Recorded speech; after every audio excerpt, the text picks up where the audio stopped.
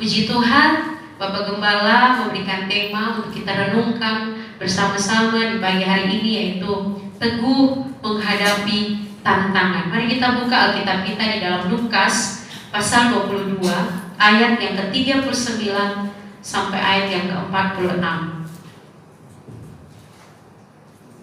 Lukas 22 ayat 39 sampai ayat yang ke-46. Kalau sudah dapat, saya hitung dalam hitungan yang ketiga. Saya undang kita semua bagi berdiri bersama-sama.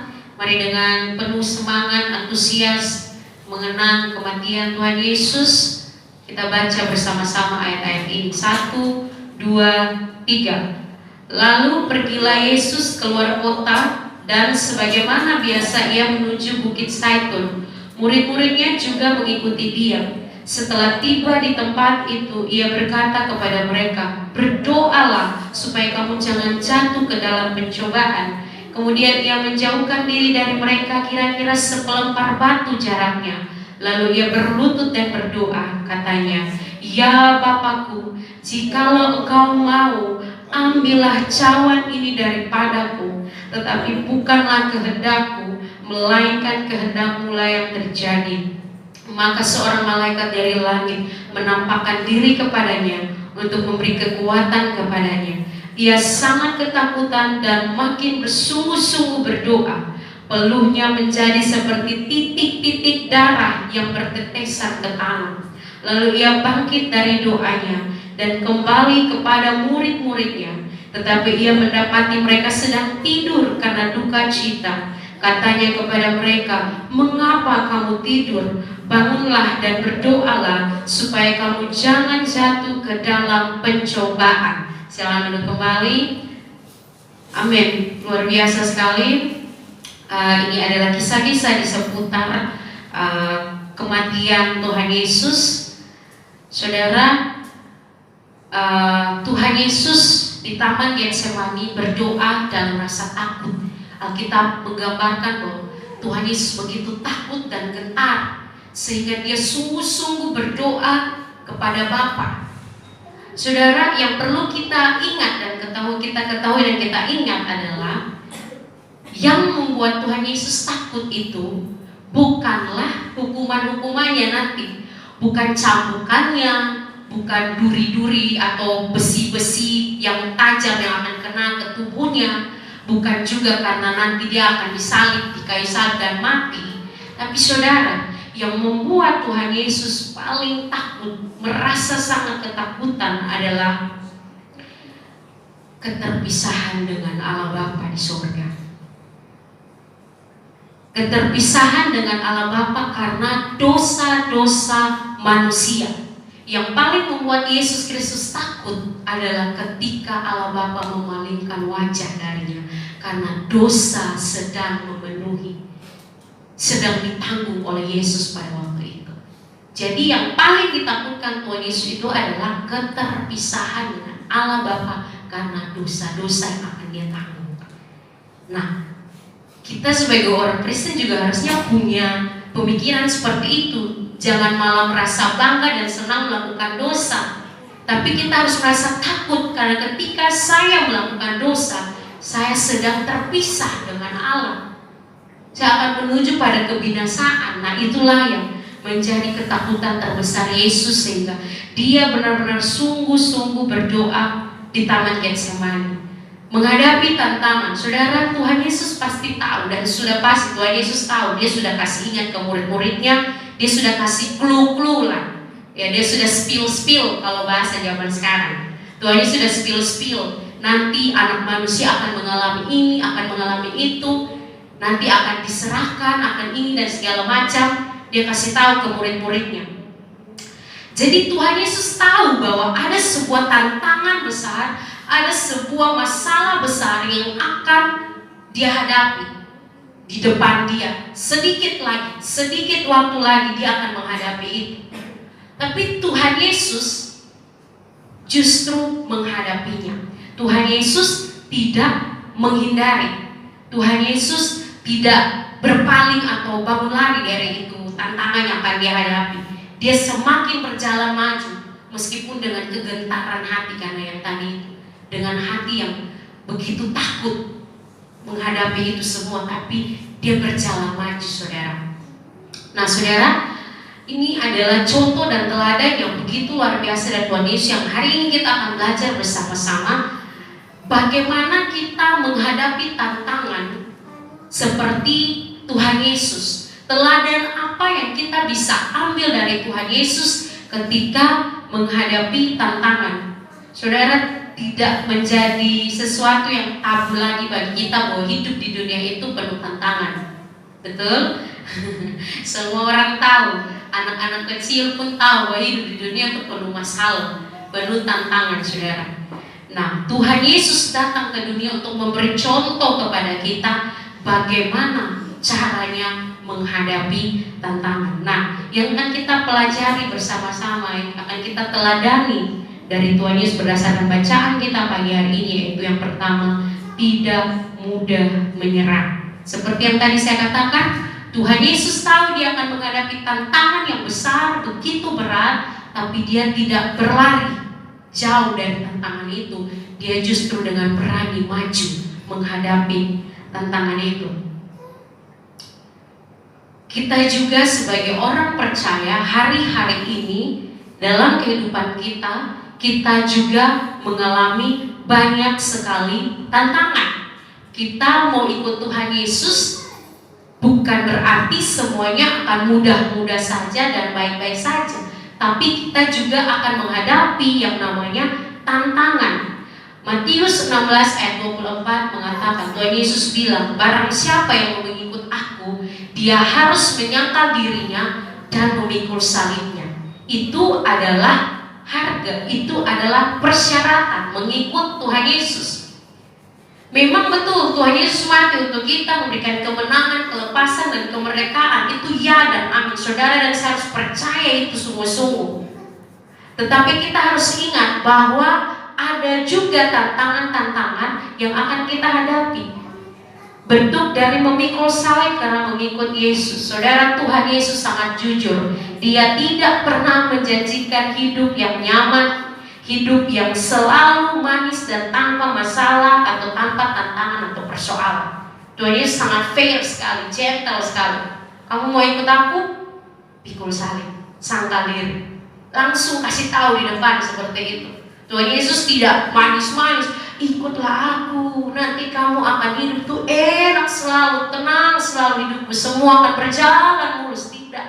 Tuhan Yesus dengan jujur dan berani mengatakan bahwa kalau kamu mau ikut aku, siap sangkal diri dan pikul salib. Lalu kita memutuskan untuk mengikut Yesus. I have decided to follow Jesus.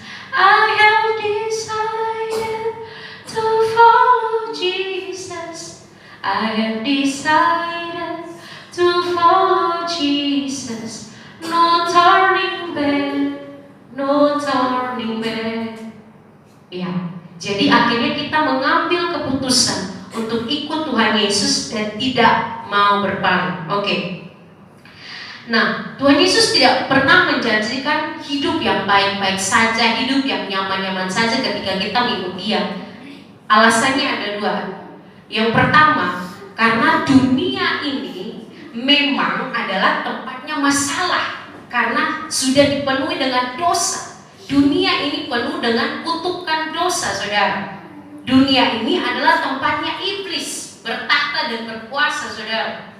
Jadi dimanapun akan ada masalah, dimanapun akan ada persoalan, dimanapun akan ada tantangan. Yang kedua, puji Tuhan dan syukurnya adalah lewat semua tantangan itu, semua proses masalah itu, Tuhan membentuk kita dan membuat kita untuk mengerti kehendak-Nya. Ya, saudara, jenis-jenis tantangan yang sering kita hadapi, saudara. Yang pertama, penganiayaan dan pertentangan karena iman kita. Yohanes 15 ayat 20 mengatakan bahwa seorang murid tidak akan lebih dari seorang guru. Kalau gurunya menderita, pasti muridnya juga menderita. Kalau gurunya disiksa, pasti muridnya juga disiksa. Kalau gurunya dianiaya, muridnya juga pasti akan mengalami penganiayaan. Itu kata Tuhan Yesus. Jadi Jenis tantangan yang pertama adalah penganiayaan dan pertentangan. Di daerah kita tidak terlalu terasa ya saudara, karena banyak masih yang kasih toleransi itu masih sangat cukup lumayan tinggi di Kota Kupang, di NTT saudara. Tapi di tempat-tempat lain saudara-saudara kita seiman mengalami persekusi karena iman mereka. Mereka mengalami tantangan, masalah, penganiayaan karena iman. Kemudian yang kedua, cobaan dan kesengsaraan, mulai dari kesulitan ekonomi, mengenai kesehatan kita, hubungan dengan sesama, atau mungkin kita mengalami kerugian-kerugian dalam kehidupan kita. Kemudian pencobaan dosa itu juga merupakan tantangan saudara. Keinginan daging kita begitu kuat, tapi firman Tuhan mengatakan jangan ini, jangan itu, jangan ini. Maka itu menjadi tantangan untuk orang-orang percaya mempertahankan kekudusan hidup, mempertahankan iman di hadapan Tuhan dan melawan dosa. Kemudian peperangan rohani yang terjadi setiap hari, juga keraguan dan kekeringan rohani saudara. Nah, ini adalah jenis-jenis tantangan yang sering kita hadapi. Tantangan bisa datang dari mana saja saudara ya. Dari dalam diri kita yang terutama karena berperang dengan keinginan-keinginan daging, dari keluarga kita, dari tempat kerja, kemudian lingkungan sekitar kita, kemudian juga di lingkungan gereja, bahkan di mana saja kita berada, tantangan itu pasti ada. Betul saudara? Jadi saudara mau pergi gereja di mana saja, pasti ada tantangan saudara. Pasti. Tidak mungkin tidak ada seperti itu. Nah, tantangan datang itu kapan saja, tidak memandang bulu. Semua orang akan menghadapi yang namanya tantangan. Nah, sayang sekali banyak orang Kristen, banyak orang percaya yang suka menghindari tantangan. Kita lebih suka hidup dalam zona nyaman, ya, ada di tempat yang enak, selalu mau rasa aman, ya kan? Jadi kita selalu ada di tempat yang sama, seperti itu. Ya, mungkin di sini ada gamers-gamers sejati ya. Ada pemain-pemain game, ya. Saya juga main game, tapi game yang lucu-lucu. Ya, game-game ular, odeh. Ya, game-game yang lucu-lucu. Tapi sudah lama tidak bermain game. Kalau orang main game, saudara, biasanya kan kita mulai dari level 1 sampai kepada level tertinggi. Ya, mulai dari level yang paling rendah sampai level yang paling tertinggi. Jadi untuk kita bisa sampai ke level tertinggi, kita harus mulai dari level 1, ya kan? Kita harus menyelesaikan tantangan-tantangan yang ada di level 1. Baru kita bisa, kalau berhasil, baru kita bisa naik ke level 2. Begitupun selanjutnya, ketika kita ada di level 2, kita harus menyelesaikan tantangan-tantangan yang ada di level 2. Baru kita akan naik ke level selanjutnya. Jadi biasanya semakin tinggi level, semakin melebar juga tantangannya, ya kan? Semakin tinggi level, itu makin bervariasi tantangannya, ya. Makin berimprovisasi lagi tantangannya, seperti itu ya. Jadi ya kalau mau next level harus hadapi tantangan dulu, selesaikan dulu, pecahkan dulu misteri atau tantangan yang ada di level itu. Nah, sama juga kurang lebih seperti itu gambaran perjalanan iman kita sebagai orang percaya. Jadi ketika kita mengiring atau mengikut Tuhan Yesus dari hari ke hari, kita juga akan selalu mengalami yang namanya proses naik level. Jadi saudara dan saya jangan berpikir menyanyi lagu "Ku kan terbang tinggi bagai raja wali", itu akan terjadi begitu saja. Tiba-tiba saudara sudah terbang tinggi di atas. Tidak saudara. Tidak mungkin saudara terbang tinggi tanpa proses saudara. Kemudian saudara dengan beriman sungguh-sungguh kita bilang, firman Tuhan berkata, saya akan menjadi kepala dan bukan ekor. Dan saudara dengan percaya diri yang tidak akan ada tantangan saudara. Tidak saudara. Saudara menjadi kepala, beranjak dari ekor ke kepala, itu ada tantangan-tantangannya. Itu ada proses demi proses untuk saudara dan saya bisa sampai di tingkat kepala. Betul saudara? Ya, itu pola yang ada di dunia itu, di dunia ini, dan Tuhan pakai cara seperti itu untuk membentuk kita, saudara. Jadi dari satu tingkat ke tingkat yang lain. Nah, ketika kita menolak untuk berproses, maka kita akan tetap ada di level yang sama, saudara. Di level 1. tantangannya begini, oke lulus. Naik level 2, tantangannya begini, mulai uring-uringan, sudah di sini sesuatu, di sini tahan. Jadi saudara, ketika kita menolak untuk berproses, kita akan tetap di level yang sama. Nah saudara coba perhatikan, banyak sekali orang Kristen yang tetap menjadi bayi rohani, ya, meskipun sudah ikut Tuhan tuh belasan tahun, berpuluh tahun, masih tetap memiliki sikap kekanak-kanakan saudara. Ya, dikorek sedikit, menangis, mama, papa, ya kan, disentuh sedikit langsung meledak, ya kan, dikorek sedikit tersinggung, dibentak sedikit tersinggung. Banyak sekali orang Kristen yang masih kekanak-kanakan saudara, tidak pernah beranjak dari level tertentu, tetap sama, sudah 10 tahun, 15 tahun ikut Tuhan Yesus, dengar firman Tuhan setiap hari, tapi tetap masih dengan ciri khas yang sama. Suka tersinggung, suka marah, suka mengeluh, suka benci, suka dendam, suka gosip, masih tetap ada di level yang sama. Karena apa saudara? Menolak untuk berproses saudara. Tidak dewasa, pola pikirnya tetap sama saudara. Nah, perlu kita sadari bagaimana sih caranya Tuhan memproses, membentuk kita, ya lewat tantangan saudara. Untuk naik ke level yang lebih tinggi, ada tantangan saudara yang harus kita hadapi supaya kita bisa naik level. Tuhan izinkan ada masalah, ada gesekan, ada tantangan supaya kita belajar apa yang Tuhan mau. Saya hadapi masalah ini, bagian mana dalam diri saya harus saya ubah? Apa di dalam diri saya harus saya selaraskan dengan firman Tuhan? Masalah ini datang, Tuhan mau apa saya pelajari? Apa yang harus saya pelajari dari masalah ini? Apa yang harus saya ubah dalam diri saya? Saya harus bersikap seperti apa menghadapi masalah ini? Apa yang firman Tuhan katakan tentang masalah yang sedang saya hadapi? Apa yang firman Tuhan katakan tentang tantangan yang sedang saya hadapi? Banyak orang Kristen menolak untuk belajar, sehingga tetap ada di level yang sama. Tahan kelas terus, remedial terus, betah sampai tua masih tetap di kelas 4. Ya, saya tidak mengunderestimate mungkin yang pernah punya pengalaman seperti itu ya, ketahan kelas, mungkin tidak apa-apa, hidup sudah maju, sekarang sudah ada di level yang baru. Ya, tapi ada orang yang doyan gitu, kita tahan kelas, remedial, di situ terus ujiannya, di situ terus masalahnya, di situ terus tantangannya. Seperti itu saudara. Saya percaya bahwa kita semua tidak mau ya jadi anak-anak Tuhan yang tahan kelas ya.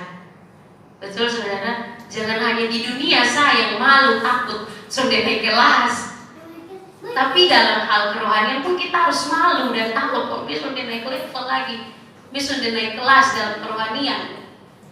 Seperti itu.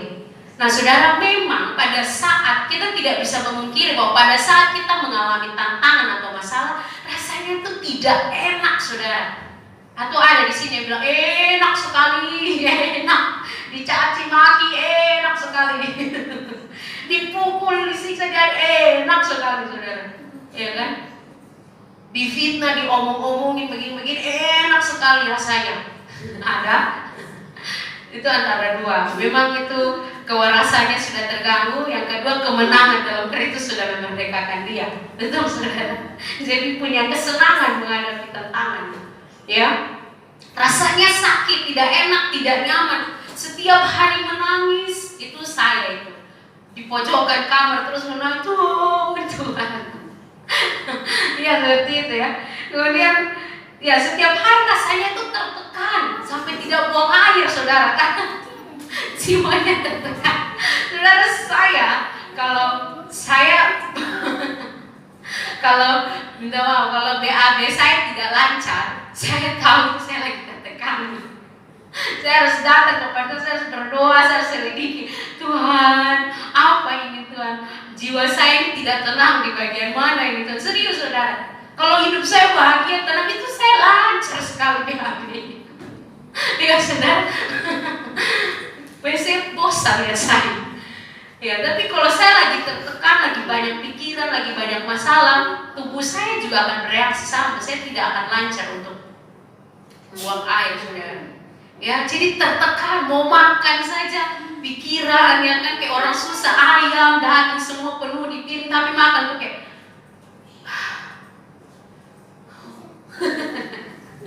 ya kan, banyak sekali drama nanti saudara ya. Mau tidur juga hanya bolak-balik. Ini hari saya harus tidur safe, jam 10 saya harus tidur. Naik tempat tidur jam 10, bolak-balik jam 1 baru tidur semua. Jam 1 baru saudara bisa terlelap. Pikiran terus saudara ya. Tidak enak, tidak tenang saudara. Tapi saudara, tahu gak saudara, Tuhan izinkan supaya kita mencari Dia.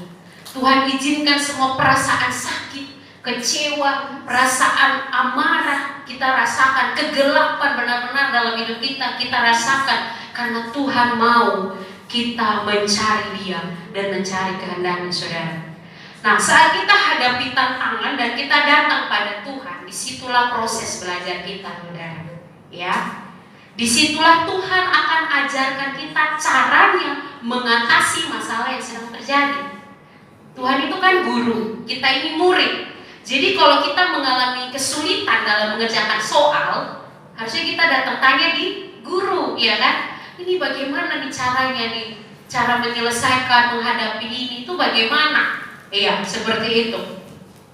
Jadi, saudara, tantangan itu sifatnya menguji, ya. Kalau kita datang gereja atau kita lagi worship di rumah, lagi dimanapun, kita bilang, Tuhan, I love you. Ya, aku cinta Engkau Tuhan, melebihi apapun Tuhan. Wih, pokoknya paling pintar berpuisi begitu kan. Malaikat di surga terus, ya kan. Tuhan, Engkau indah Tuhan, aku cinta Engkau selama-lamanya. Apalagi kalau pas lagi dapat berkat, ya kan? Lagi mas, wow, pokoknya banyak keuntungan, ya kan. Haleluya Tuhan, selamanya aku akan memuji-Mu Tuhan, sebab Engkau baik Tuhan. Iya kan? Itu tidak salah juga, justru malah salah kalau Tuhan berkati terus saudara kayak aja. Jangan, saudara jangan lupa diri betul-betul. Jangan saudara ya. Tetap harus, tapi jangan gombal dengan Tuhan begitu. Nah, Tuhan bilang, oke, mantap. Kamu bilang kamu cinta aku, ya. Kita harus dibuktikan. Kita harus membuktikan itu, ya. Saya harus memuji kemurniannya, ya kan? Kemudian kita bilang, Tuhan, aku mau setia sampai akhir Tuhan. Sampai akhir hidupku, aku mau setia Tuhan. Dan oke, mantap. Mari kita uji coba. Mari kita uji kemurniannya. Mari kita tes, benar tidak kamu akan setia sampai akhir. Benar tidak apapun yang terjadi kamu akan tetap setia melayani aku, melakukan firman-Mu, taat kepadaku. Tuhan bilang, oke, mari kita coba. Jadi tantangan itu bersifat menguji saudara. Tuhan izinkan tantangan terjadi untuk menguji kemurnian iman kita. Saudara hari ini dengar firman Tuhan, beriman kepada Tuhan, percaya kepada Tuhan. Saudara, amin, yes, beriman, percaya. Saudara pulang ke rumah, tantangan sudah menanti saudara, menguji iman saudara. Percaya tidak Tuhan sanggup menolong saudara. Mungkin kejebolan maling, mungkin maling ambil motor kah, ambil laptop kah, atau apa, ya kan? Saudara bisa tidak mempertahankan iman saudara? Percaya, saya percaya iman saya teguh di dalam Tuhan. Tuhan pasti akan mencukupkan, Tuhan pasti akan menolong. Masih tetap bisa begitu? Atau saudara, ini pesantren ini ya, saudara. Bagaimana saudara? Kebanyakan kita yang kedua ya.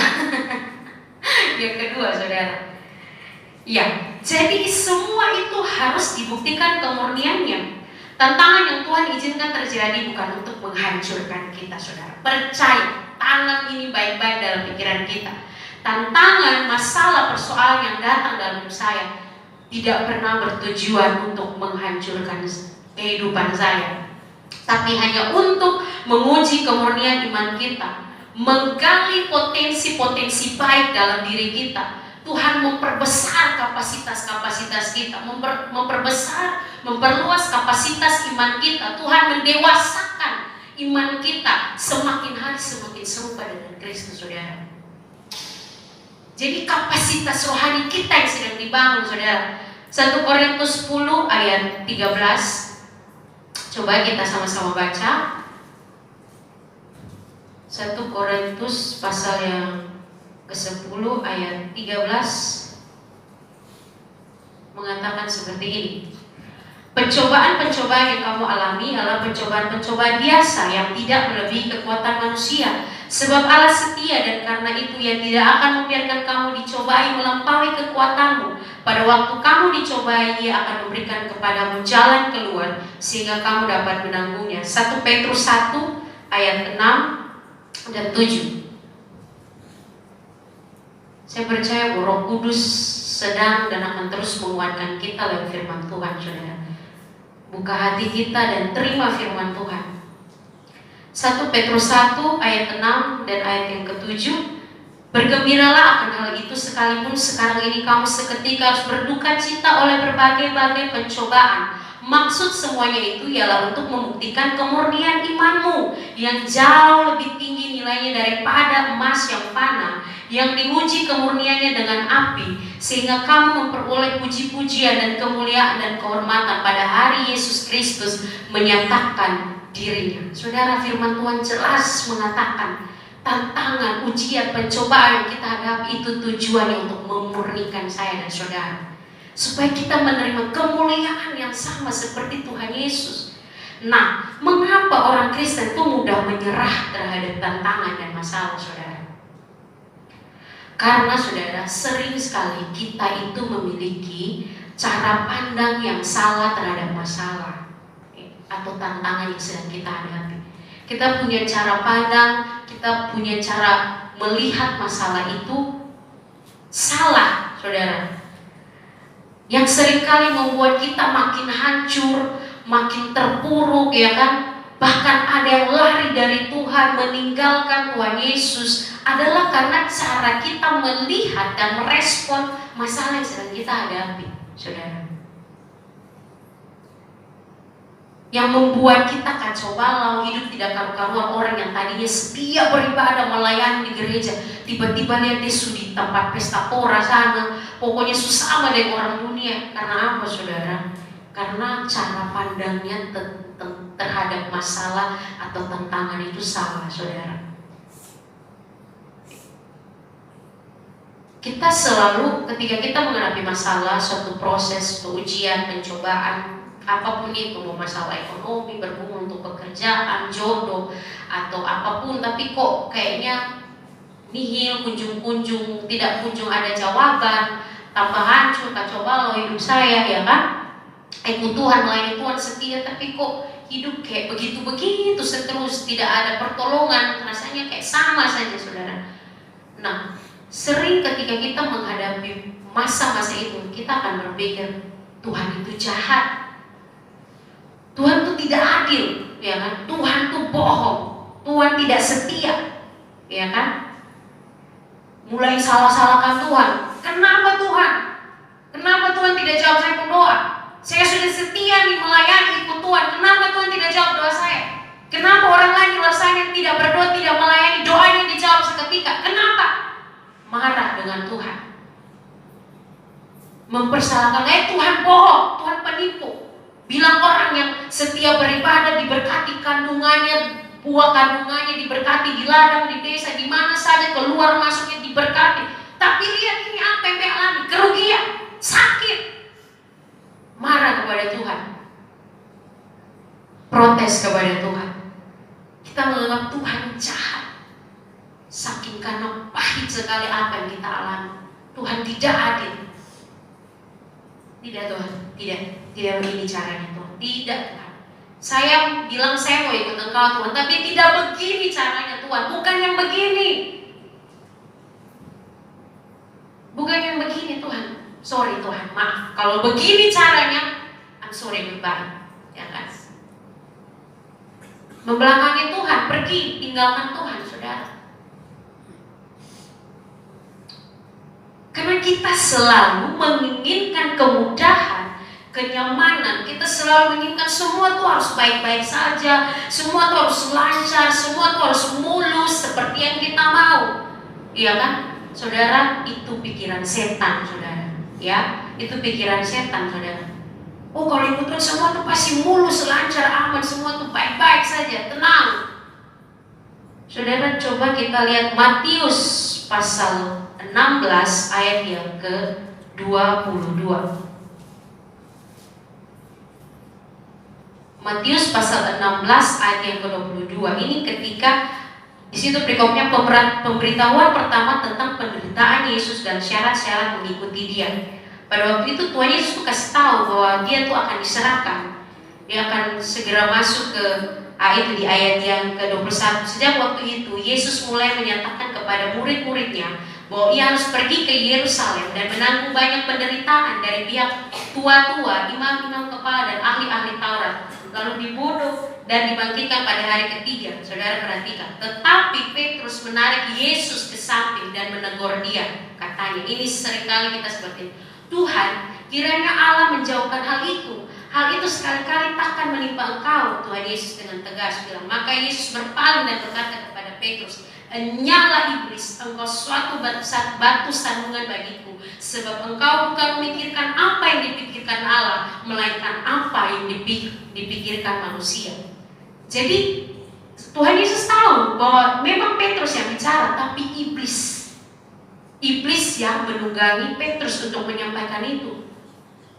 Sudah tak usah, lu sudah usah ke Yerusalem. Untuk apa piku menderita tapi disiksa di sana nanti lo mati? Lu sudah harus menghalangi itu. Kita tolak dalam nama Yesus. Kita tolak dia. Tapi Tuhan Yesus bilang apa? Enyah engkau iblis. Engkau satu batu sandungan bagiku. Tuhan Yesus tahu bahwa ini ada tujuan yang besar, ada tujuan yang mulia mengapa Dia harus menghadapi tantangan ini. Maka apapun yang terjadi ini tidak boleh dibatalkan. Ini harus terjadi. Terus Tuhan Yesus bilang apa? Lu hanya memikirkan apa yang dipikirkan manusia, bukan apa yang dipikirkan Allah. Apa yang dipikirkan manusia? Ya kesenangan, kenyamanan, ketenangan, kesejahteraan selalu dan selalu.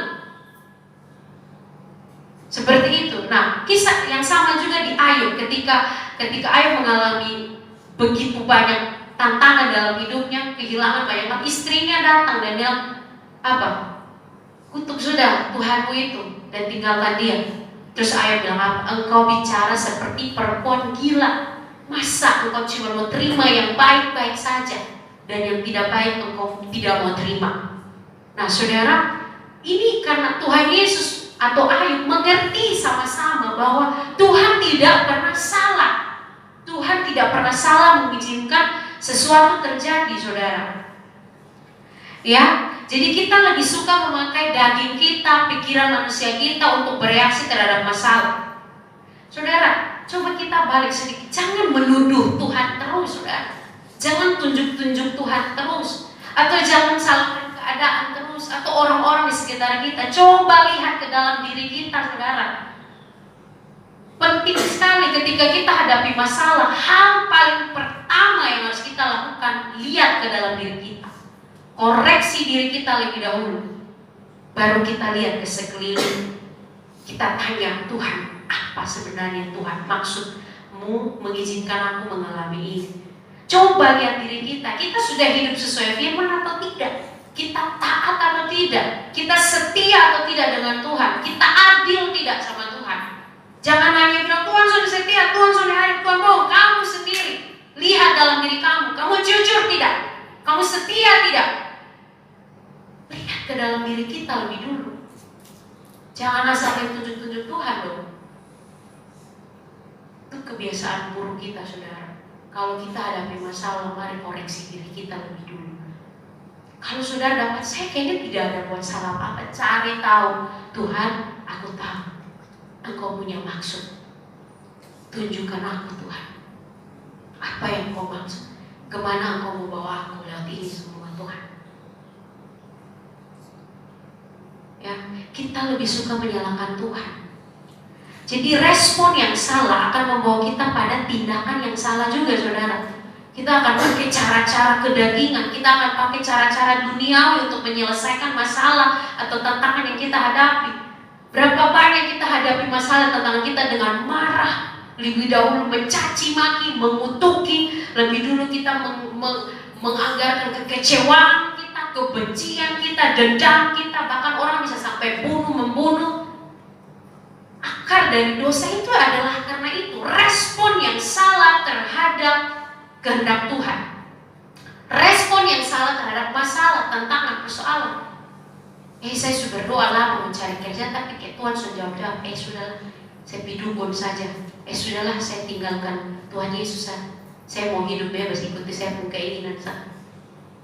Saya sudah bergumul lama untuk saya punya keluarga, tidak ada perubahan apa-apa. Setan sudah ada keluarga. Beta mau jalan, mau tinggalkan, mau cari kesenangan. Saudara, respon yang salah akan melahirkan tindakan yang salah.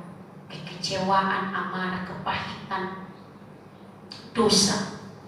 Saudara, kita bayangkan saja, kalau seandainya Tuhan Yesus memberontak saat di Taman Getsemani, saudara, menolak untuk dibawa prajurit pada waktu itu. Kalau seandainya Tuhan Yesus menolak untuk diadili di depan mahkamah agama, di depan banyak orang, dia menolak untuk dicaci, dia menolak untuk dimaki, dia menolak untuk diludahi. Kalau seandainya waktu itu Tuhan Yesus melarikan diri dan tidak ada penyiksaan, tidak ada penyaliban, apa akan terjadi dengan kita semua hari ini, saudara? Kalau waktu itu Tuhan Yesus melarikan diri, saudara, Tuhan Yesus tinggalkan itu semua, apakah ada di antara kita yang hidup hari ini? Apakah ada perkumpulan-perkumpulan ibadah seperti ini? Apakah kita tahu kemana hidup kita akan pergi? Seperti apa masa depan kita? Tidak ada, saudara. Tidak ada jaminan apapun. Kalau waktu itu Tuhan Yesus lari, Tuhan Yesus mundur dari tantangan. Kita akan belajar dari Rasul Paulus. Respon terhadap tantangan atau masalah menentukan kemenangan kita, saudara. Bagaimana saudara dan saya merespon masalah itu menentukan kemenangan kita. Jadi jangan sampai kita salah merespon. 2 Korintus pasal 4 ayat yang ke-16. Hari ini saya rajin sekali untuk baca ayat, saudara.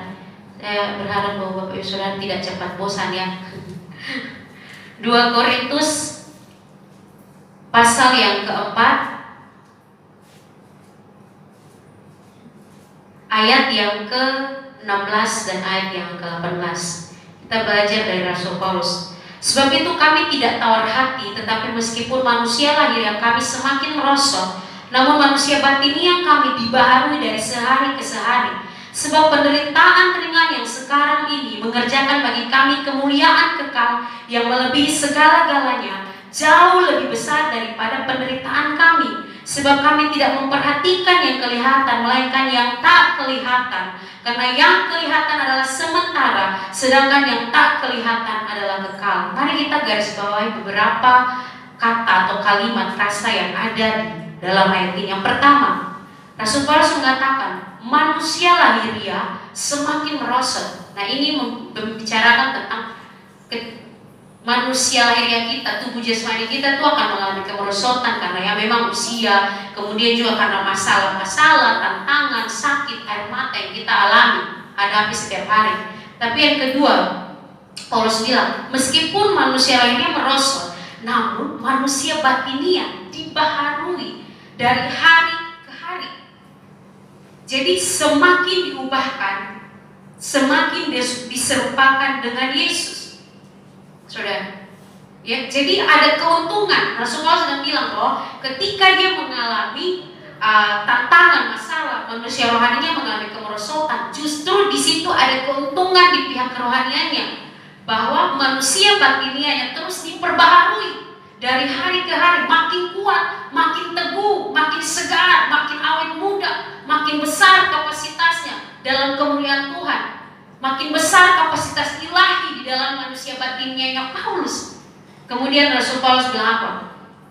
Dia bilang penderitaan ringan itu mengerjakan kemuliaan besar. Bapak Ibu, Rasul Paulus bilang penderitaan ringan, tapi tahukah bahwa pada zaman itu, waktu itu, penderitaan yang Rasul Paulus dan rasul-rasul murid-murid alami itu ngeri, saudara. Itu setiap hari itu dikejar untuk disiksa, dianiaya. Rasul Paulus itu masuk keluar penjara ulang-ulang karena iman. Masuk keluar penjara, derah, disiksa, dianiaya, ditolak di mana-mana, saudara. Sampai akhir hidupnya Rasul Paulus itu dipancung, saudara. Matinya itu dipancung. Tapi dia bisa bilang penderitaan ringan, saudara. Nah, kita yang ini hari menghadapi pergumulan soal masalah A, B, C, D, E, belum dicambuk, belum dipenjarakan karena iman kepada Tuhan Yesus, belum berat. Kita sudah bilang, aduh berat sekali, aduh saya tidak mampu lagi ini, saya tidak sanggup, saya mau mati saja ini, mau bunuh diri. Saudara, Rasul Paulus bilang penderitaan ringan, saudara. Karena apa? Dia melihat ada kemuliaan besar yang menanti dia di balik penderitaan ringan ini. Rasul Paulus tidak memperhatikan yang kelihatan, melainkan memperhatikan yang tak kelihatan. Jadi pada saat menghadapi tantangan, ini fokus yang benar, ini cara pandang yang benar. Ketika kita menghadapi tantangan atau masalah, mata kita itu memandang Tuhan. Fokus kita itu tertuju pada Tuhan. Kita bukan lihat masalahnya, orang yang selalu membuat kita kesal, benci, marah. Kita tidak melihat hal itu, kita tidak melihat masalah yang ada di sekeliling kita. Ya betul, kita melihat, tapi bukan berarti fokus kita di situ, saudara. Karena kalau fokus kita terus di situ, iblis akan mengecoh kita. Pada saat hadapi tantangan, fokus dan mata kita harus tertuju pada Tuhan.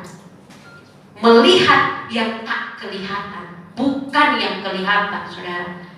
Nah, kemuliaan di dalam Kristus seharusnya, ya, kemuliaan dalam Kristus, kemenangan kekekalan seharusnya menjadi fokus kita. Ya. 2 Korintus 4 ayat 8 sampai ayat yang ke-10, di situ Rasul Paulus bilang seperti ini. Tetapi hati kami tabah dan terlebih suka. 2 Korintus 4 ayat 8 dan sampai 10. Ya, dalam segala hal kami ditindas namun tidak terjepit. Dengar ini baik-baik, saudara. Kami habis akal namun tidak putus asa. Kami dianiaya namun tidak ditinggalkan sendirian. Kami dihempaskan namun tidak binasa, saudara. Saudara lihat, ini adalah sikap dari orang-orang yang tangguh menghadapi tantangan. Semakin ditindas, dia akan semakin bertumbuh, saudara. Semakin ditekan, dia akan semakin melebar ke kiri dan ke kanan. Semakin saudara mematikan, semakin dia akan bangkit lebih kuat, saudara. Itu. Nah, tema kita tahun ini adalah penerobos. Nah, ini adalah ciri-ciri penerobos. Kami dianiaya namun tidak ditinggalkan sendirian. Kami ditindas namun tidak terjepit. Kami habis akal namun tidak putus asa. Berapa banyak kali kita di sini habis akal, mau bikin apa, habis ini mau bikin apa, tapi tidak pernah putus asa, saudara. Maju terus, jalan terus, pantang mundur, maju terus. Tidak ada kata mundur. Sekali maju tetap maju. Sekali Yesus tetap Yesus. Sekali percaya tetap percaya. Sekali beriman tetap beriman.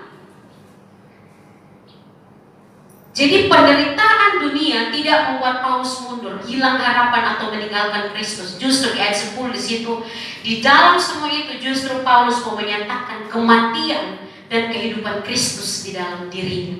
Saudara, menyatakan kemuliaan Tuhan. Saudara, tidak ada kemuliaan tanpa salib. Semua orang percaya yang diceritakan di Alkitab yang mengalami kemuliaan Tuhan selalu dimulai dari adanya tantangan dan masalah. Cerita air berubah menjadi anggur di Kana dimulai dari apa, saudara? Kehabisan air anggur, saudara. Cerita 5 roti dan 2 ikan memberi makan 5.000 bahkan lebih banyak orang dimulai dari apa? Ya 5 roti dan 2 ikan itu, keterbatasan kesediaan makanan, saudara. Orang yang lumpuh bisa berjalan dimulai dari apa, saudara? Ya lumpuh. Orang yang buta bisa melihat dimulai dari apa, saudara? Ya buta dulu, baru mujizat terjadi. Jadi semua cerita mujizat dalam Alkitab yang pada akhirnya menyatakan kemuliaan Tuhan dimulai dari adanya tantangan dan masalah. Dimulai dari adanya ketaatan dan ketekunan berkerukunan memikul salib mereka, saudara. Yesus sendiri telah menunjukkan teladan bagi kita. Kita, orang percaya, itu suka dimuliakan, tapi tidak suka tantangan. Betul? Boleh jujur? Kita tuh suka kemuliaannya, kita suka berkat-berkatnya, kita suka kelimpahannya, glorinya kita suka. Tapi tantangannya kita tidak suka. Atau kita pilih-pilih tantangan. Yang ini memang Tuhan, ini kayak kira-kira ada makan prasmanan, jadi dia pilih-pilih. Oh, ini saya tidak suka, itu yang saya suka. Ya kan, dia ambil banyak. Ya kan, tidak begitu, saudara. Orang Kristen mau dimuliakan seperti Kristus. Dimuliakan ketika ia bangkit dan naik ke surga dan duduk di sebelah kanan Allah Bapa, ditinggikan di atas semua makhluk. Tapi orang Kristen tidak mau ada di Taman Getsemani, tidak mau berjalan di Via Dolorosa, tidak mau pikul salib, tidak mau mati terhadap daging, tidak mau menghadapi tantangan. Nol besar. Tidak ada kemuliaan, saudara. Mari kita belajar menghadapi tantangan dengan berani seperti Yesus. Jangan menyerah, saudara. Jangan lari dari masalah. Jangan mundur dari Tuhan dan pekerjaannya, saudara. Hadapi tantangan dengan berani. Seperti Daud menghadapi Goliat, seperti Daniel menghadapi singa, seperti Sadrak, Mesak, dan Abednego menghadapi perapian yang bernyala-nyala, saudara. Tadi lagu bilang apa?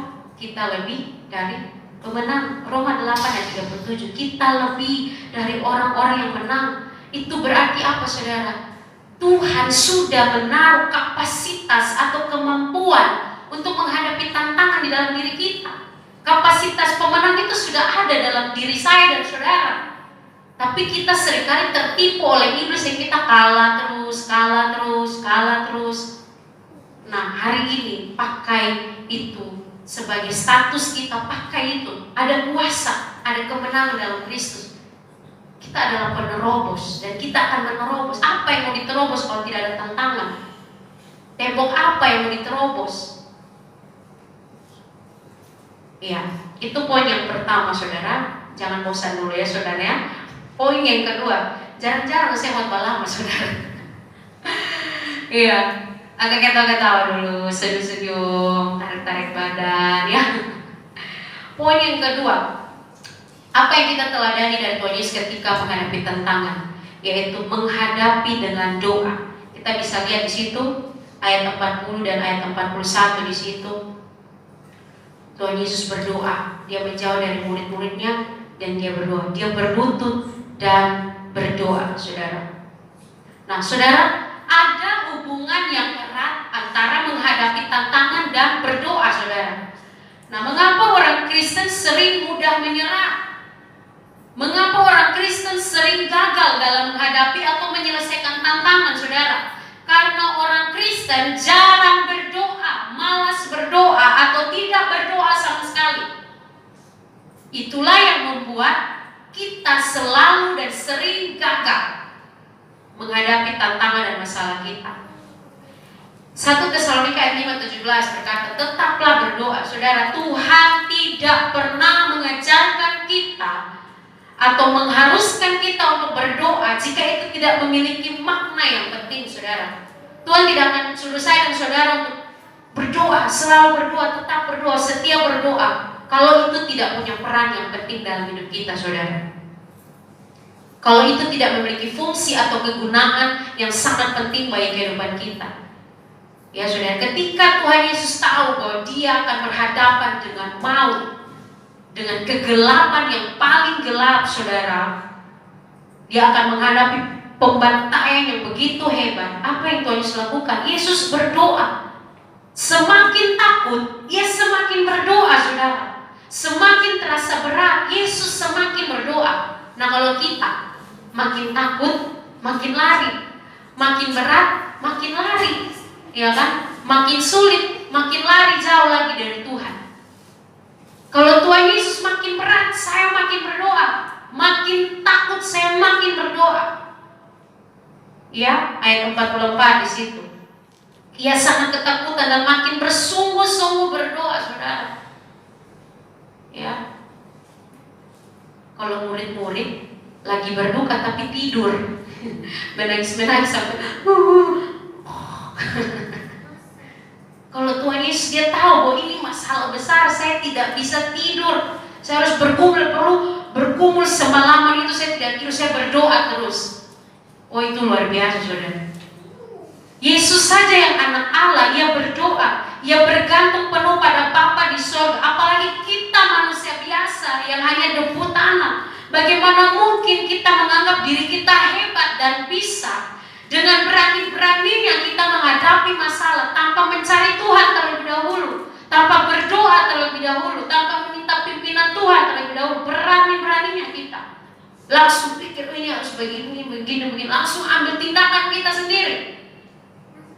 Berani-beraninya, saudara. Murid-murid tidur, mereka tidak tahu ini mereka akan hadapi masalah apa, saudara. Sungorong-ngorong, tidak sadar diri lagi kan, satu sepeluk satu, ya kan? Mereka tidur sangat nyenyak, mereka sonde tahu, saudara, ini masalah apa yang akan datang, pencobaan apa, tantangan apa yang akan mereka hadapi. Ya, mereka anggap ya nanti akan santai-santai saja, semua akan berjalan dengan baik seperti yang mereka bayangkan. Maka saudara, ketika masalah itu datang, mereka terkejut, mereka kaget, tidak siap. Bagaimana merespon masalah dan tantangan yang datang ini? Bagaimana saya harus bereaksi terhadap tantangan ini? Apa yang harus kami lakukan, saudara? Ya, saudara, kita bedakan ya, bagaimana Tuhan Yesus dan murid-muridnya ketika menghadapi tantangan di Taman Getsemani malam itu. Kita bisa lihat kekacauan apa yang terjadi di Taman Getsemani dari pihak murid-murid. Murid-murid melawan balik prajurit, memotong telinga hamba imam besar. Mereka lari terbirit-birit meninggalkan Tuhan Yesus. Di kitab Markus tuh ada pengikut yang lari tuh sampai telanjang-telanjang, saudara. Karena dia cuma tutup badan pakai kain, selai kain. Jadi ketika masalah itu datang, ketika prajurit-prajurit datang, lari terbirit-birit dan sampai telanjang, saudara. Mereka lari meninggalkan Yesus, bahkan Petrus menyangkal Yesus, saudara. Tapi saudara, kita bisa lihat, berbeda dengan Yesus, kita bisa melihat ketenangan yang begitu luar biasa dari Tuhan Yesus. Ketika dia menghadapi masalah yang datang, saudara, masih sempat-sempatnya loh Tuhan Yesus tuh menerima ciuman dari Yudas. Saudara tahu ini orang ada omong-omong, saudara, di belakang nih. Ini orang cerita, caci maki, baru dia datang, sayang, ya kan? Dan kalau dia pegang ilu rambut, dia tarik ini, banting langsung di tangan. Itu yang biasa ada. Tuhan Yesus, karena dia sudah berdoa, dia punya ketenangan yang luar biasa. Yudas datang dengan pengkhianatan, mencium dia dengan manis. Tuhan Yesus dengan tenang, Yudas, engkau datang mengkhianati, menyangkal anak manusia dengan sebuah ciuman. Tuhan Yesus sambut ciuman itu. Tuhan Yesus masih sempat ambil orang ke telinga yang jatuh, dipasang di telinga buat mujizat, saudara. Tolong ambil ini orang yang mau datang, tangkap saya, dia belenggu dia dan bawa dia ke salib. Masih sempat-sempatnya dengan tenang, dia marah maunya, hei, sarungkan pedang itu. Siapa yang main pedang, dia akan mati oleh pedang. Dia angkat telinga orang itu, dia pasang, dan telinga orang itu tersambung lagi tubuhnya. Masih sempat-sempatnya, saudara, masih sempat-sempatnya, saking tenangnya. Tuhan Yesus tidak memberontak sama sekali. Tidak, saudara. Dengan tenang Tuhan Yesus bilang, ini beta, ini saya. Setiap hari kamu lihat saya kan? Kenapa kalian datang tuh kayak tangkap penjahat? Ini saya. Masih sempat-sempatnya Tuhan Yesus kasih diri. Mereka langsung belenggu dia seperti penjahat, saudara. Ikat rantai tubuhnya, dan dia berjalan dalam ketenangan mengikuti prajurit-prajurit itu, saudara. Kita bisa lihat bedanya. Orang yang berdoa dan tidak berdoa, saudara. Orang yang tidak berdoa pasti akan salah, akan kacau menghadapi masalah dan tantangan. Tapi orang yang berdoa akan tetap tenang, saudara. Saudara, kita akan berdoa ketika kita sadar bahwa masalah tantangan yang kita hadapi adalah peperangan Tuhan. Ayat ayat 53b di situ. Coba ya kalau saya tidak salah catat. Ya, di situ Tuhan Yesus ditangkap. Di situ Tuhan Yesus bilang begini, tetapi inilah saat kamu dan inilah kuasa kegelapan itu. Saudara, masalah dan tantangan yang kita hadapi itu ada pekerjaan iblis di baliknya, saudara. Saya tidak bilang bahwa saudara sakit itu semua karena suwangi. Tidak, saudara. Tapi disuangi atau tidak disuangi, penderitaan yang saudara alami itu diakibatkan oleh iblis. Ada kuasa kegelapan yang bekerja di dunia ini untuk membawa kehancuran bagi setiap anak manusia, saudara. Ada pekerjaan kuasa lain, kuasa kegelapan. Saudara lihat Ayub, siapa yang diminta di Tuhan untuk Ayub itu karena masalah? Siapa? Iblis. Firman Tuhan Yesus bilang, jangan berpikir bahwa pencobaan itu datang dari Tuhan, sebab Tuhan itu tidak mencobai orang. Hal-hal yang buruk itu tidak datang dari Tuhan, saudara. Itu datangnya dari iblis. Tuhan mengizinkannya supaya membentuk kita. Itu. Jadi ada pekerjaan kuasa kegelapan, saudara. Ada kuasa yang lebih besar yang bekerja di balik kehidupan kita yang kita lihat sehari-hari. Kita lihat dengan mata jasmani, tapi saudara tahukah ini kuasa kegelapan begitu banyak di sekitar kita, saudara. Bekerja keras, saudara. Nah, ini saya suka sekali seorang pendeta namanya Fred Sancho. Saya ikuti dia di Instagram, saudara. Saya suka sekali cara dia menggambarkan bagaimana menghadapi masalah, tantangan dengan doa, saudara. Dia mengumpamakan tentang Raja Wali dan ular, saudara. Keren sekali. Dia bilang begini, Raja Wali itu tidak akan melawan ular di darat atau tanah, saudara. Karena apa? Raja Wali tahu kalau di darat ular pasti menang, karena tanah adalah pijakannya ular, ya dong. Ular berkuasa di tanah. Jadi kalau misalkan Raja Wali datang, tuk dia di tanah, ular satu kali lilit-lilit selesai, ya kan? Raja Wali tahu itu, maka dia akan mencengkram ular dengan cakarnya yang kuat, dan dia akan bawa ular itu terbang naik ke atas udara, saudara.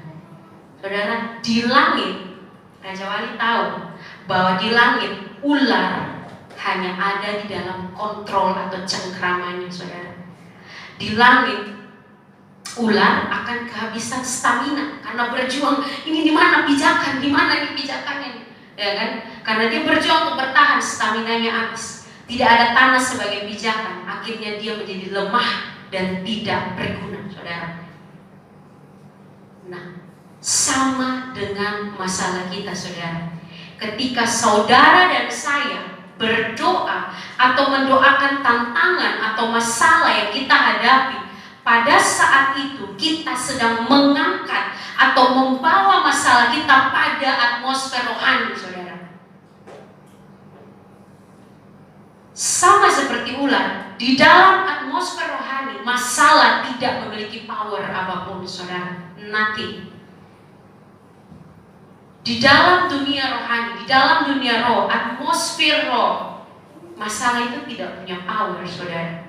Sebab apa, saudara? Di dalam atmosfer rohani yang memegang kendali adalah Tuhan sendiri, saudara. Tuhan yang memegang kendali di atmosfer roh, saudara. Maka yang akan berperan atau bekerja untuk masalah kita adalah Tuhan sendiri, bukan saya dan saudara.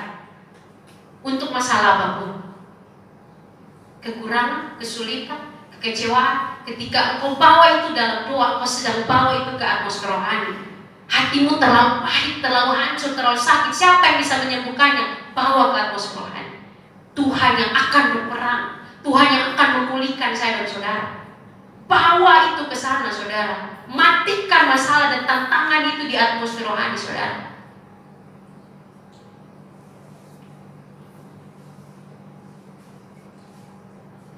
Kita tidak sedang mengandalkan kekuatan kita sebagai manusia ketika kita berdoa, karena kekuatan kita terbatas, saudara. Ayat 43, maka seorang malaikat dari langit menampakkan diri kepadanya untuk memberi kekuatan kepadanya. Saudara, Saudara pikir ketika saudara dan saya berdoa dan Tuhan tutup mata, Tuhan tutup telinga, Tuhan kayak gak dengar kayak gitu saudara. Sorry sibuk, gak dengar. Saudara, di sini ketika Tuhan Yesus berdoa, malaikat turun dan memberikan kekuatan kepada Yesus. Ketika saudara dan saya berdoa, ada kekuatan dari Tuhan. Ada atmosfer rohani, kuasa Allah yang tidak terbatas yang menciptakan langit dan bumi yang sedang berperang menggantikan saya dan saudara atas masalah, tantangan, cobaan, ujian yang sedang kita hadapi waktu itu. Dahsyat saudara. Setan tahu itu, makanya setan fufu terus. Tidur sayang, healing. Desi ini suka healing. Sekarang Sony, dia healing di hadirat Tuhan. Asik. Ya kan? Tidur. Menangis tidur, nanti sembuh. Oh iya. Itu masalah tidak hilang saudara. Rasa sakitnya tidak hilang. Tetap ada saudara. Ya. Ketika kita berdoa, maka kita sedang memberikan kontrol dan kendali sepenuhnya pada alam semesta. Kita sedang mempercayakan semua di dalam tangannya, percaya bahwa Ia akan menolong dengan caranya, kekuatan kuasanya, hikmatnya yang tidak terbatas dan waktunya yang tepat. Ya, orang caci maki kita, langsung berespon caci maki balik dia dulu, ya kan? Tampar pipi kiri, tampar balik juga, langsung seperti itu. Saudara, itu cara manusia. Tidak keren saudara.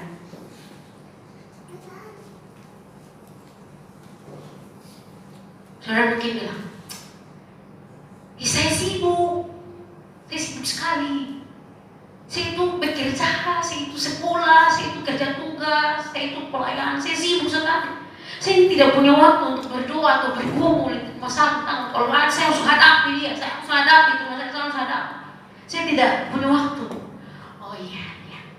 Saudara tidak punya waktu untuk berdoa, tapi saudara punya waktu untuk bertengkar, ya kan? Saudara tidak punya waktu untuk berdoa, tapi saudara punya waktu meniturasi untuk marah-marah, ya kan? Saudara tidak punya waktu untuk berdoa, tapi saudara punya waktu untuk healing, jalan-jalan dari satu daerah ke daerah yang lain, satu desa ke tempat yang lain. Saudara tidak punya waktu untuk berdoa, tapi saudara punya waktu untuk buat status di media sosial, curhat semua masalah saudara di sana. Wow. Saudara bilang, saya tidak punya waktu, saya tidak sempat untuk berdoa, tapi saudara punya waktu, saudara punya teman, bestie, terus bercurhat. Wow. Tuhan tuh bilang, kapan mau datang di beta? Ini masalah, ini beta akan selesaikan. Tapi kamu tidak pernah datang. Sibuk terus dengan urusan dengan caranya sendiri. Sedih sekali saudara. Saudara, waktu yang tepat untuk berdoa adalah waktu di mana kita merasa malas atau enggan untuk berdoa. Sekali lagi, waktu yang paling tepat untuk kita berdoa adalah waktu di mana kita merasa malas dan merasa enggan untuk berdoa, karena di sanalah kita sedang berjuang mengalahkan kedagingan kita. Roh Kudus sudah bilang, ayo berdoa, tapi kayak mengantuk, kayak malas, kayak loyo, kayak justru saudara harus langsung seret diri saudara. Tuhan terima kasih, langsung bicara. Itu adalah saat yang tepat untuk kita berdoa. Di sanalah kita sedang belajar menanggalkan ego kita, amarah kita, kebencian kita, kecurigaan kita, ketakutan, kekhawatiran, kesedihan kita. Di sana ketika kita berdoa, kita sedang menanggalkan itu semua. Ketika kita berdoa, maka di sanalah peperangan yang sesungguhnya atas masalah dan tantangan kita dimulai, saudara. Oke, mungkin selama ini tanpa berdoa pun banyak dari masalah kita yang selesai, saudara. Ya kan, kayak saya tidak berdoa tapi saya masalah kayaknya sudah selesai, kayak sudah redam semua dengan sendiri.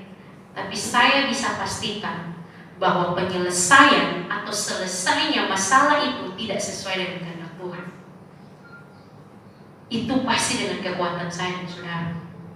Apa yang Tuhan mau itu tidak sesuai. Kita menyelesaikan pertandingan tapi bukan dengan kemenangan yang gilang gemilang dari Tuhan.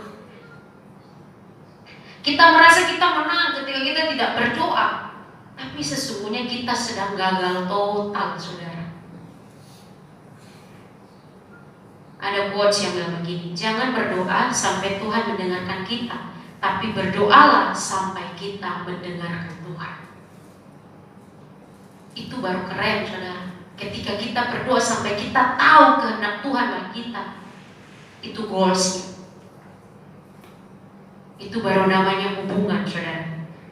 Ketika kita berdoa, maka kita sedang mencari kehendak Tuhan. Ketika kita berdoa, di dalam hadiratnya Tuhan sedang melawat kita, menyentuh hati kita, memulihkan, juga membentuk kita menjadi seperti yang Dia mau. Di dalam doa itu, saudara, Tuhan melawat hidup kita. Tuhan mengubahkan hati kita yang tadinya keras, pikiran kita yang tadinya keras, yang tadinya salah. Di dalam doa itulah kita diluruskan oleh Tuhan, saudara. Makanya penting sekali untuk kita berdoa. Ketika kita berdoa, Tuhan sedang menyelaraskan hati kita dengan hatinya. Tuhan sedang menaruh kerinduannya, keinginannya di dalam hati kita. Tadinya kita mau dendam orang itu, tapi karena kita berdoa, Tuhan pulihkan hati kita. Ampuni dia, maka kita mengampuni orang itu. Di dalam doa Yesus bersepakat dengan Bapa. Di dalam doa Yesus memberi ruang bagi kehendak Bapa. Di dalam doa Yesus mendapati keteguhan untuk berserah dan mengikuti kehendak Bapa. Yesus menyangkal dirinya, meninggalkan kepentingan diri sendiri, kehendaknya. Dia memilih untuk memikul salib, ikut kehendak Bapa. Yang terakhir, berserah kepada kehendak Bapa. Tuhan Yesus meminta, kalau boleh cawan ini lalu Bapa daripadaku, tapi dengan hati yang berserah, hati yang benar-benar rela dan ikhlas. Tuhan Yesus bilang, ya Bapakku, jikalau Engkau mau, ambillah cawan ini daripadaku, tetapi bukanlah kehendakku, melainkan kehendak-Mu yang terjadi. Ini bagian yang cukup sulit, saudara. Kita berdoa, tapi kita harus berserah pada kehendak Tuhan. Saudara, kita tidak akan mungkin berserah kepada Bapa jikalau kita tidak percaya bahwa Dia Bapa yang baik. Saudara percaya Dia Bapa yang baik? Amin. Maka berserahlah. Berani? Bisa? Saya sudah berdoa nih untuk masa depan saya nih. Saya sudah berdoa, saya mau berserah karena saya tahu Dia Bapa yang baik. Saya minta A, tapi saya percaya bahwa Dia memikirkan lebih dahsyat dari A. Amin. Apa yang kita minta kadang tidak terjadi, karena Tuhan mau membuat yang lebih dahsyat, lebih luar biasa dalam hidup kita. Ya saudara, kita tidak akan berserah kepada Bapa bahwa kalau kita tidak percaya bahwa semua maksudnya baik dalam hidup kita. Amin. Saudara percaya bahwa maksud Tuhan baik dalam hidup kita? Mau dalam bentuk apapun tekanan, penderitaan kita alami, saudara percaya bahwa maksudnya baik untuk kita, saudara? Amin, saudara. Kita harus percaya ini supaya kita bisa berserah. Kalau kita tidak percaya ini, kita akan sulit untuk berserah, saudara. Kita tidak akan mungkin berserah kepada Bapa jika fokus kita hanya untuk menyenangkan daging kita. Jika fokus kita hanya kesenangan-kesenangan dunia, kita tidak akan mudah berserah, saudara. Karena kita mau semua harus ikut kehendak saya, semua harus ikut mau saya. Oh, tidak mungkin, saudara tidak akan mungkin berserah, saudara. Seperti Rasul Paulus yang mengarahkan pandangannya pada apa yang tidak kelihatan ketimbang yang kelihatan. Artinya adalah di atas segala persoalan, masalah yang kita hadapi, kita akan mementingkan kepentingan kerajaan Allah daripada kepentingan dunia ini. Roma 14 ayat 17, kerajaan Allah bukan soal makan dan minum. Artinya apa? Bukan soal perkara-perkara jasmania, saudara. Ya kalau teman makan melintang kita, tipu-tipu kita, ya sudahlah, ya kan? kita perlu untuk berbicara kepada orang itu, jangan seperti itu. Tapi kalaupun dia tidak mendengarkan, saudara tidak punya urusan lagi untuk menghakimi dia, untuk mencerca dia atau cari masalah bakal lain dengan tidak, saudara, karena saudara mementingkan kepentingan kerajaan Allah. Lebih baik damai, lebih baik tenang. Kerajaan Allah itu tentang apa? Lebih dari itu, ia berbicara mengenai kebenaran, damai sejahtera, dan sukacita. Saudara tidak akan pusing orang mau foto-foto saudara, sudah, saya tetap jaga hati saya. Kerajaan Allah tetap damai sejahtera, sukacita. Saya tidak peduli orang mau bikin sakit hati atau mungkin apa, kerajaan Allah ada dalam saya. Damai sejahtera, sukacita, kebenaran tetap akan saya pertahankan. Apapun masalah dan tantangan, seperti apa orang memperlakukan kita, bagaimana penderitaan karena sakit, penyakit, kesulitan ekonomi, pergumulan yang belum terjawab, apapun itu, saudara, kita akan tetap menjunjung tinggi nilai-nilai kerajaan Allah. Ya, tampaknya seperti keadaan tidak berubah, doa saya belum dijawab, saya tidak akan menyerah, saya tidak akan berhenti berdoa, saya akan tetap percaya, setia, dan taat mengerjakan apa yang Bapa mau. Saya akan tetap mengampuni, mengasihi, memberi bantuan, tersenyum dengan tulus. Saya tidak akan kecewa pada Tuhan atau keadaan. Saya tidak akan berlari menjauhi Tuhan. Justru saya akan semakin pepes Tuhan. Saya akan semakin melekat dengan Tuhan. Saya akan semakin lebih lagi mengejar Tuhan. Ketika kita berdoa, hati kita diselaraskan dengan hati Tuhan. Ketika kita berserah, maka kita akan mulai melihat campur tangan Tuhan, perbuatan-perbuatan Tuhan yang ajaib bagi kita. Kita akan melihat pembelaan dan kemenangan dari Tuhan terjadi atas hidup kita, saudara. Selama kita tidak berserah pada Tuhan, kita tidak akan melihat kemuliaan yang terjadi dalam hidup kita, saudara. Roma 8 ayat 28, Allah turut bekerja untuk mendatangkan kebaikan bagi orang-orang yang mengasihi Dia, yang terpanggil, terpilih sesuai dengan rencananya. Ada rencana dalam hidup kita, saudara. Saudara, sebagai penutup, seorang pendeta almarhum Tim Keller, dia mengatakan seperti ini, saudara. Ketika Yesus berada di Taman Getsemani dan kegelapan sejati datang kepadanya, Tuhan Yesus tidak meninggalkan kita. Justru Ia rela mati untuk kita. Jika, perhatikan baik-baik, saudara, jika Yesus tidak meninggalkan kita di dalam kegelapan yang dialaminya waktu itu, yaitu kegelapan yang sejati, mengapa kita berpikir bahwa Ia akan meninggalkan kita saat ini, saudara? Kalau waktu di Taman Getsemani kegelapan yang besar, Tuhan tidak lari, Tuhan tidak meninggalkan murid-murid di sana, kita. Masa sih, saudara? Saudara berpikir bahwa tantangan dan masalah ini saudara hadapi sendiri? Tidak, saudara.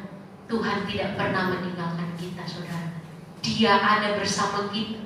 Maka apapun tantangan, masalah, persoalan kita hadapi, pilihlah untuk berjalan dalam kebenaran Tuhan. Jangan menyerah, jangan putus asa, jangan mundur. Tetap maju, berdoa dan berserah kepada Tuhan sampai kita melihat kemuliaan Tuhan, saudara. Kita akan mengikuti perjamuan kudus, saudara. Pastikan hati kita benar di hadapan Tuhan. Saudara, kita tidak layak mengambil perjamuan kalau kita masih membenci orang. Kita masih mengutuk orang di dalam hati kita. Kita masih menyimpan dendam, kepahitan. Sedangkan perjamuan ini adalah bukti kasih terbesar. Perjamuan adalah bukti pengampunan terbesar. Bagaimana mungkin kita mengangkat cawan yang kudus, darah dan anggur, dan kita masih menyimpan kepahitan dalam hati kita? Kita sedang menghina sahabat Kristus. Saudara, ini firman Tuhan yang dapat saya bagikan bagi kita semua. Saya tahu ini cukup panjang, mungkin Bapak Ibu tidak bisa mengingat semua, tapi apa yang Roh Kudus taruh dalam hati Bapak Ibu, saudara-saudara, tanamkan itu, pegang itu kuat-kuat, renungkan itu, dan percaya kepada Tuhan, percaya kepada salib Kristus, bahwa tantangan apapun, masalah persoalan apapun yang akan saya hadapi, saya akan hadapi bersama Tuhan.